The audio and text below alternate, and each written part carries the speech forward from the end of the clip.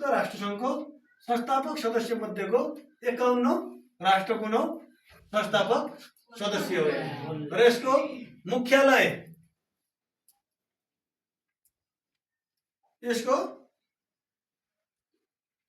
मुख्यालय New York Manhattan टापु भन्ने छ। यो कुन देशको? अमेरिकाको हो। यो अमेरिकाको। यसले हामी अमेरिका भनेर भन्न सक्छौँ। अमेरिकाको न्युयोर्क म्यानहट्टन टापुमा संयुक्त राष्ट्रसङ्घको मुख्यालय भनेको मुख्य कार्यालय रहेको छ। र यसमा वर्तमान सदस्य संख्या, वर्तमान भनेको अहिलेको समयमा जम्मा सदस्य संख्या 193 सदस्य संख्या रहेका छन् भने 193 सदस्य संख्या मध्ये अन्तिमको सदस्य राष्ट्र अथवा संयुक्त राष्ट्रसङ्घमा अन्तिममा सदस्यता लिएको राष्ट्र दक्षिणी सुडान हो। कुन राष्ट्र हो रे? सुडान हो। र संयुक्त राष्ट्रसङ्घका लक्ष्य र उद्देश्यहरू पनि छन्। यसको मुख्य लक्ष्य भनेको के हो? शान्ति तथा सुरक्षा। यसले शान्त हुनुपर्छ, सुरक्षित हुनुपर्छ भन्ने यसको मुख्य उद्देश्य रहेको छ। र यसमा 2वटा भाषाहरू संयुक्त राष्ट्रसङ्घको अफिसमा 2वटा भाषाहरू प्रयोग हुन्छन्। ती भाषाहरू के छन्? अङ्ग्रेजी तथा फ्रेन्च। त्यहाँ अङ्ग्रेजी भाषा पनि प्रयोग गर्न मिल्छ र फ्रेन्च भाषा पनि प्रयोग गर्न मिल्छ। 2वटा भाषाहरू त्यहाँ प्रयोग भएका छन्। यो संयुक्त राष्ट्रसङ्घका प्रथम महासचिव भन्छ नर्वे भन्ने एउटा देश हो। त्यो नर्वे देशका ट्रिगबेली भन्ने व्यक्ति पहिलो महासचिव हुन् अथवा प्रथम महासचिव हुन्। कहाँका? संयुक्त राष्ट्रसङ्घका एउटा संस्था हो, संगठन हो।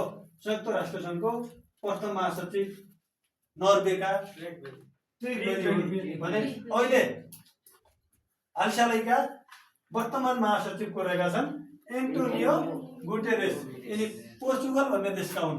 पोर्चुगल भन्ने देशका व्यक्ति को छन्? एन्टोनियो गुटेरेस भन्ने छन्। यिनी वर्तमान महासचिव हुन्। यिनलाई भनिन्छ वर्तमान महासचिव। र सुरक्षा परिषदका सदस्यको जम्मा संख्या 15वटा छ।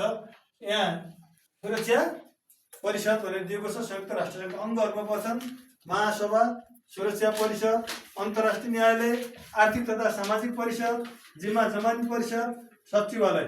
यी सुरक्षा परिषदका संयुक्त राष्ट्रसङ्घका अङ्गहरू हुन्। यी अङ्गमध्ये एउटा यहाँ दिएको छ सुरक्षा परिषद। यो सुरक्षा परिषदमा पनि जम्मा सदस्य संख्या कति हुन्छन्? 15 हुन्छन् भन्ने भनिएको छ। 15 मा 5वटा स्थायी हुन्छन्। यसमा के हुन्छन्? 5वटा स्थायी हुन्छन्। 5वटा स्थायी सदस्य छन् भने 10वटा के छन्? अस्थायी सदस्यहरू रहेका छन्। यसमा 10वटा अस्थायी सदस्य रहेका छन्। 10वटा अस्थायी सदस्य रहेका छन्। यहाँ 5वटामा अमेरिका, रुस, चीन, फ्रान्स र बेलायत। अमेरिका, रुस, चीन, फ्रान्स र बेलायत। यी 5वटा राष्ट्रहरू स्थायी राष्ट्रहरू हुन् भने अस्थायी राष्ट्रका पनि नाम दिएका छन्। यहाँ अस्थायी सदस्य एफ्रो एसियाली राष्ट्रबाट 5वटा हुन्छन्। ल्याटिन अमेरिकाबाट 2टा, पूर्वी युरोपबाट 1 र पश्चिमी युरोप र अन्यबाट 2 गरी 10वटा राष्ट्रहरू छन्। यस सदस्यको 2 वर्षका लागि मात्रै चुनिन्छन् भनेर दिएका छन्। त्यसरी यी सदस्य संख्यालाई जोड्दा अस्थायी 10वटा र स्थायी राष्ट्र जोडेर जम्मा कतिवटा छन्? 15वटा राष्ट्रहरू छन्। सुरक्षा परिषदमा स्थायी सदस्य संख्या भन्छ 5वटा छ। एबीसी फ्राई भन्छ। यहाँ एबीसी एफआर भनेर लेखिएको छ। एबीसी फ्राई हामी बुझ्ने भाषामा अथवा हाम्रो सूत्र हो। यो हामी कसरी बुझ्न सक्छौँ? हामीले त्यसरी अध्ययन गर्नुपर्छ। ABC FR. ए भनेको अमेरिका, बी भनेको बेलायत, सी भनेको चीन, एफ भनेको फ्रान्स र आर भनेको रसिया हो। त्यसरी 5वटा यी स्थायी सदस्यहरू मैले माथि भनेको थिएँ। सुरक्षा परिषदमा 5वटा स्थायी सदस्य भएका देशहरू छन्, सदस्यता लिएका देशहरू छन्। यी एबीसी फ्राई। एबीसी भनेको ए भनेको अमेरिका, बी भनेको बेलायत, सी भनेको चीन, एफ भनेको फ्रान्स र आर भनेको रसिया हो।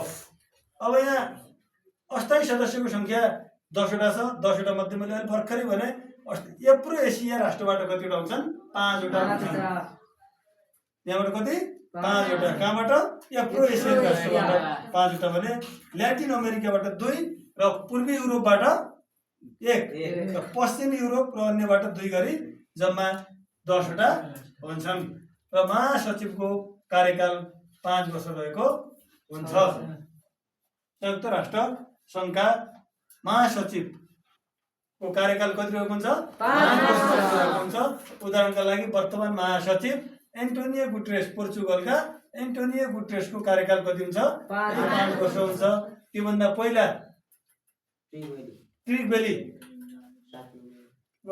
नर्वेका ट्रिगबेली प्रथम महासचिव हुनुभएको थियो उहाँको पनि कति कार्यकाल कति वर्षको थियो 5 वर्षको थियो भनेर भन्न सकिन्छ।